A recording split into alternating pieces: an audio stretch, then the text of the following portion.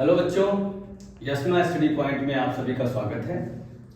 आप इस चैनल को सब्सक्राइब करिए, बेल आइकन दबा दीजिएगा और क्लास के बाद अगर किसी को कुछ डाउट होता है तो आप लोग कमेंट बॉक्स में लिखिए, आप लोगों को उत्तर मिल जाएगा।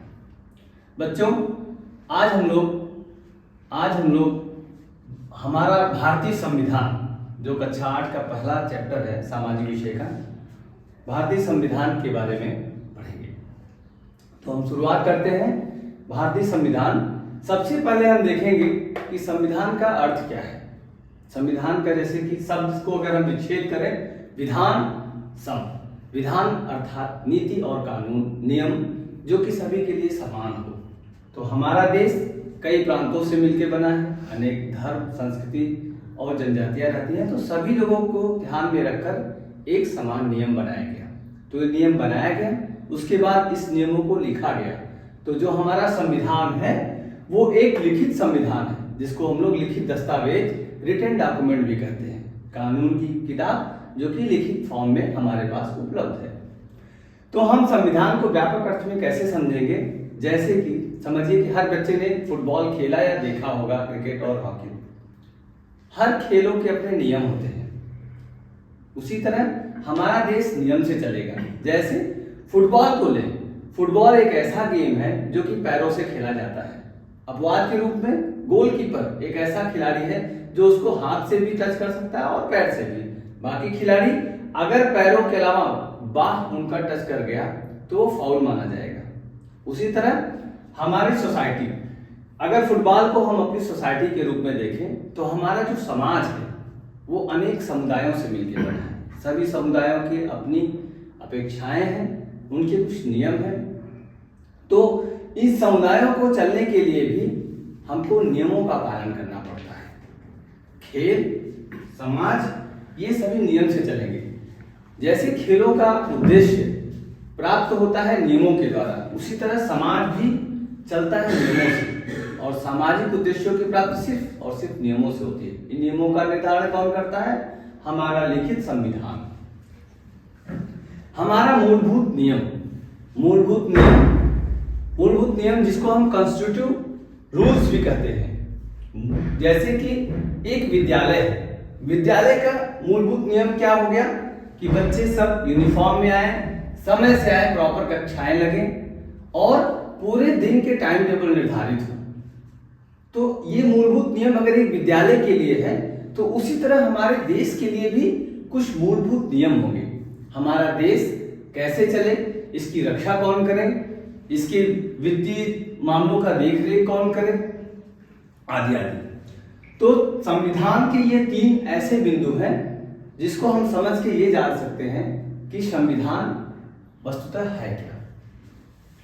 फिर आते हैं कि संविधान की आवश्यकता क्यों। जैसे समाज को चलाने के लिए नियम की जरूरत होती है, वैसे पूरे देश, समाज ही हमारे देश का निर्माण कर रहा है, वैसे हमारा पूरा देश जो है वो नियम से बनेगा।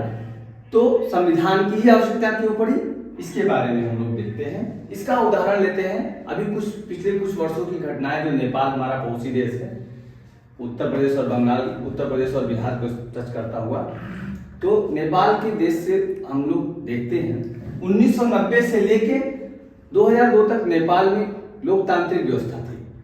अब हम लोग लोकतांत्रिक पे आते हैं कि हर देश जिसके पास संविधान है जरूरी नहीं है कि वो लोकतांत्रिक हो।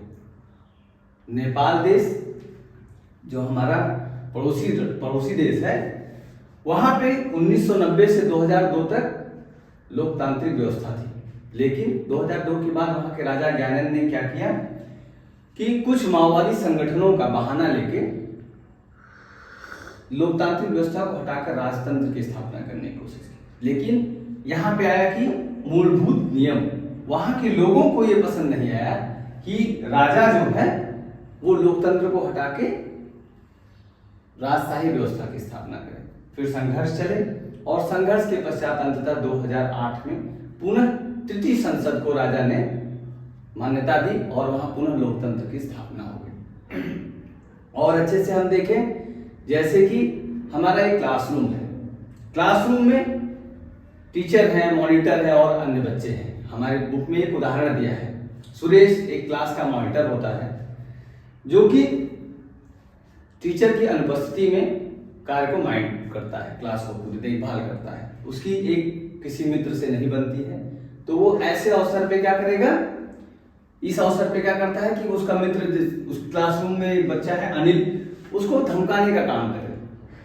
तो वो टीचर की अनुपस्थिति में क्या कहेगा, या ऐसा कहता है कि टीचर आएंगे तो मैं तुम्हारी शिकायत करूंगा, या जो भी कर सकता है। तो इस क्लासरूम के परिदृश्य में देखेंगे छोटा सा क्लासरूम और एक व्यक्ति के द्वारा हाईजैक कर लिया गया, एक मॉनिटर के द्वारा। वो आता है, क्लास टीचर आती है, उनको शिकायत करता है, क्लास टीचर मैडम उस अनिल को दंड स्वरूप देते हैं कि मैं लिख के देता है कि 100 बार लिखता है कि मैं मॉनिटर के आज्ञा का अवहेलना नहीं करूंगा। तो इस तरह से अगर हम देखें तो बच्चा जो छोटे से क्लासरूम को डिस्टर्ब कर सकता है, इसको सुधारने के लिए फिर क्या होगा, कुछ नियम और भी बनेंगे, कुछ और लोग भी इसको मॉनिटर करेंगे। हो सकता है कि वो क्लास के अन्य बच्चे भी हो जो कि आपके मॉनिटर के अगेंस्ट में टीचर को बोल सकते हैं। तो संविधान की आवश्यकता मुख्य रूप से अगर हम समझे तो पूरे देश को सुचारू रूप से चलाने के लिए हमको संविधान की आवश्यकता है। व्यापक अर्थों में देखें तो अब व्यापक अर्थ में क्या हमारे संविधान की आवश्यकता पड़ती है। सबसे पहले देश के आदर्शों का संरक्षण। हमारा देश अनेक धर्म, संस्कृति, जनजातियों से मिलकर बना है, सबकी अपनी अपनी मान्यताएं हैं। तो संविधान में लिखित रूप से ये वर्णन किया गया है कि सभी की मान्यताओं का ध्यान रखा जाएगा और किसी की मान्यताओं के विरुद्ध कोई अन्य समुदाय कोई कार्यवाही नहीं करेगा। राजनीतिक व्यवस्था, संविधान में इस चीज का भी वर्णन किया गया कि देश चलेगा कैसे, इसको चलाएगा कैसे, कौन। तो राजनीतिक लोगों का चुनाव ये किसके द्वारा किया जाएगा, लोगों के द्वारा। इस व्यवस्था से ही लोकतांत्रिक व्यवस्था बनी। तो हमारे संविधान में पूरा राजनीतिक व्यवस्था, जैसे हम अपने सांसद, विधायक और निचले स्तर पे देखें तो ग्राम के प्रधान आदि को चुनते हैं। तो ये किसके द्वारा चुने गए, हम लोगों के द्वारा ही चुने गए। यही लोग फिर शासन को चलाते हैं, या हम कहें तो हमारे संविधान के अनुरूप देश चलाते हैं। अब आता है तीसरा पॉइंट, प्रभावशाली लोगों से सुरक्षा। प्रभावशाली कौन, हमारे समाज में हो सकता है कि कोई राजनीतिक पार्टी का ही व्यक्ति जीत के आया और द्वेष बस अपने ही किसी व्यक्ति को परेशान कर सकता है। तो संविधान में इन चीजों का उल्लेख है कि कोई भी व्यक्ति किसी दूसरे की स्वतंत्रता का हनन नहीं करेगा, अर्थात उसको किसी भी अन्य तरह से परेशान नहीं कर सकता है। अगला है कि बहुसंख्यक समाज से अल्पसंख्यक समाज। बहुसंख्यक समाज कैसे कर सकते हैं, किसी एक विशेष स्थान पे किसी एक धर्म के लोगों की संख्या अगर अधिक है, हम क्या कहेंगे, वो बहुसंख्यक हो गए। वो हिंदू भी हो सकते हैं। दूसरी जगह देखें तो अगर सपोज करिए दूसरे मुस्लिम लोग हो गए, हिंदुओं की संख्या कम हो गई, या अन्य धर्म, जैन धर्म, बौद्ध धर्म के लोग अगर कम है, जो कम है वो अल्पसंख्यक हो गया। तो ये नहीं होगा कि जो बहुसंख्यक हैं उनकी मनमानी चले, उन्हीं की सब मान्यताएं दूसरे पे थोपी जाए, नहीं। संविधान में वर्णन है कि जो बहुसंख्यक हैं वो अपनी मान्यताएं अपने हिसाब से चलाएंगे और अल्पसंख्यक जो है वो अपने हिसाब से चलाएंगे, लेकिन सब संविधान के दायरे में रहेंगे। कोई किसी के ऊपर हस्तक्षेप नहीं करेगा, किसी की स्वतंत्रता का, किसी की मान्यता का हनन नहीं करेगा। तो ये हमारा बहुसंख्यक से अल्पसंख्यक की रक्षा संविधान की आवश्यकता के अनुरूप किया गया है। आखिरी पॉइंट जैसे देखिए, अपने आप से सुरक्षा। अपने आप से सुरक्षा एक विषय कुछ अलग सा लग रहा है। हमारी किताब में एक शबनम का उदाहरण दिया है। शबनम एक विद्यार्थी है जिसका अगले दिन परीक्षा है, घर में टीवी चलता है, एक पसंदीदा धारावाहिक चल रहा होता है, माता पिता उस धारावाहिक को देख रहे हैं। अब ऐसे में क्या है, उसका मन करता है धारावाहिक देखे, फिर उसके 2 चैप्टर छूटे हैं, तो वो जाके अपने पेरेंट्स से अनुरोध करती है कि कृपया अगर हम लोग धारावाहिक ना देखें तो मेरा विषय तैयार हो जाएगा, और इस पर सहमति हो जाती है। अगले दिन उस बच्चे का पेपर बहुत अच्छा जाता है। वहां पे वो ये सोचती है कि अगर मैं कल देखती तो मेरे ये पेपर खराब हो जाते, और उसका पेपर अच्छा गया क्योंकि सबने उसकी सपोर्ट किया। दूसरे परिदृश्य में इसको देखें, एक प्रभावशाली व्यक्ति समाज में आता है और वो दूसरों पे प्रभाव डालता है, उसकी रक्षा हो गई। दूसरा है कि कोई एक ऐसा व्यक्ति जिसके मन में ये विचार आ जाए कि ये पॉलिटिकल पार्टीज खराब है, हमको तो तानाशाही अच्छा है, लेकिन लॉन्ग टर्म में देखें तो तानाशाही अच्छी नहीं है। तो हमारे इस विचार को भी बदलने का काम संविधान करता है। संविधान कुछ ऐसे लक्षण दिखाता है कि हमको ये समझ में आता है कि लोकतांत्रिक व्यवस्था ही सबसे सर्वोत्तम है।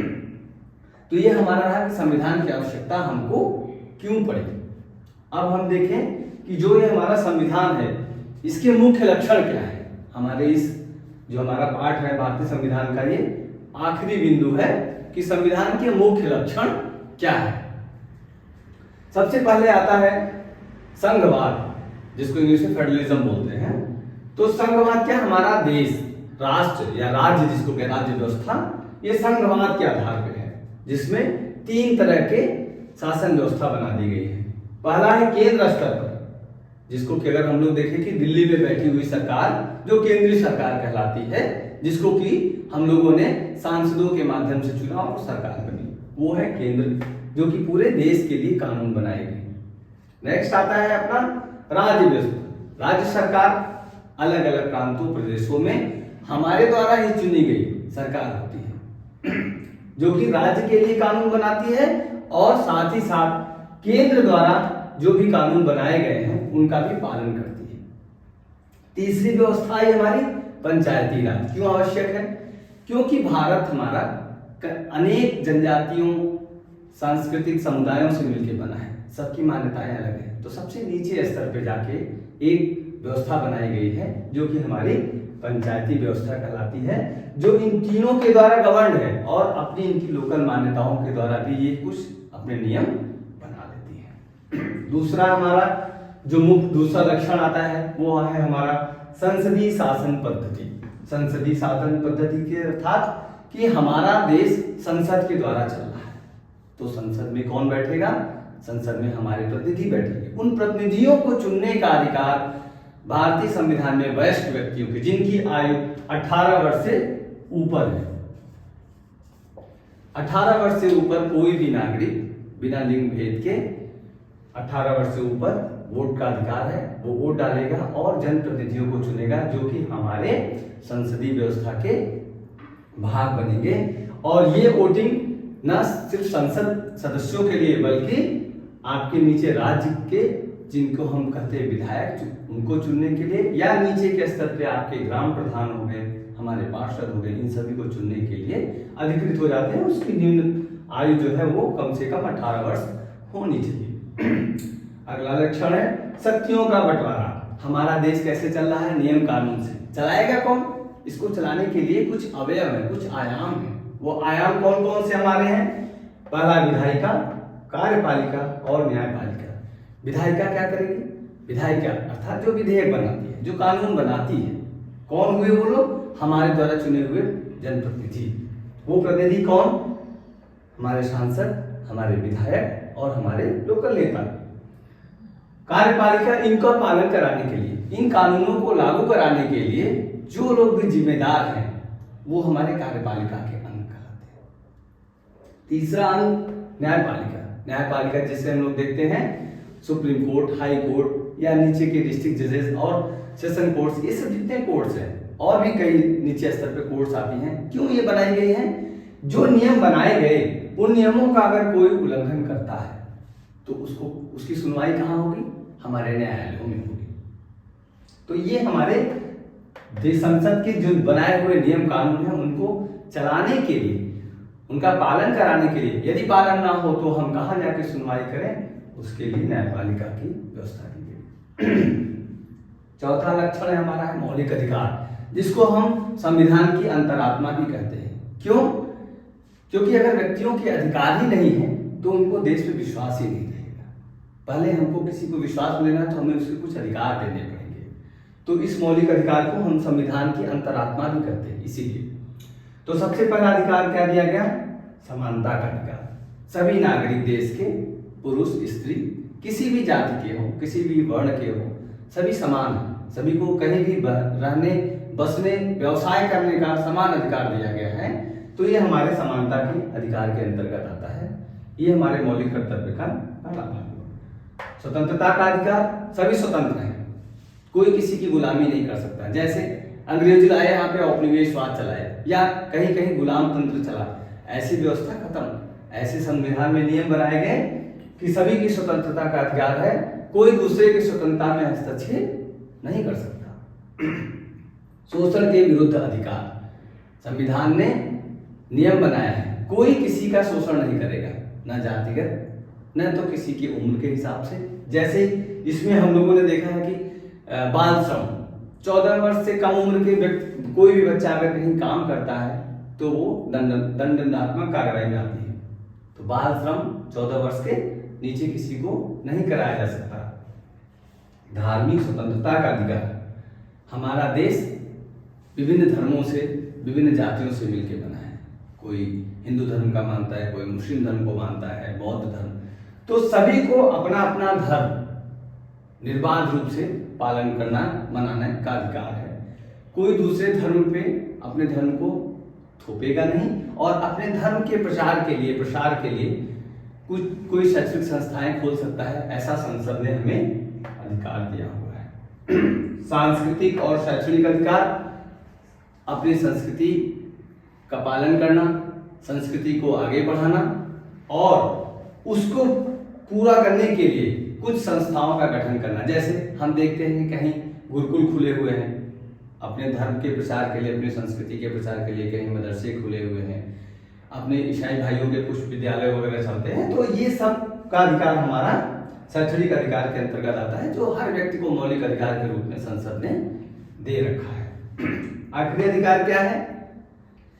संवैधानिक उपचार का अधिकार। ये सारे अधिकार तो संसद ने आपको दे दिए, लेकिन इन अधिकारों पर कहीं हनन हो या कोई इन अधिकारों को आपको पालन करने से रोके तो आप कहां जाएंगे? आप न्यायालय की शरण में जाएंगे, और किसी भी व्यक्ति को न्यायालय में जाने से कोई रोक नहीं सकता।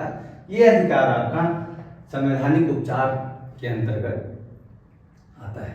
तो इस तरह से हमारे पास ये जो संसद मुख्य लक्षण है, आपके 4 मुख्य लक्षण हो गए, जिसके कि मौलिक अधिकार को संविधान की आत्मा कहा जाता है, और इसके इतने अधिकार हम सबको संविधान द्वारा, संसद द्वारा प्रदत्त है। आखिरी जो हमारा लक्षण है वो है हमारा धर्मनिरपेक्षता, जिसको सेकुलरिज्म बोलेंगे।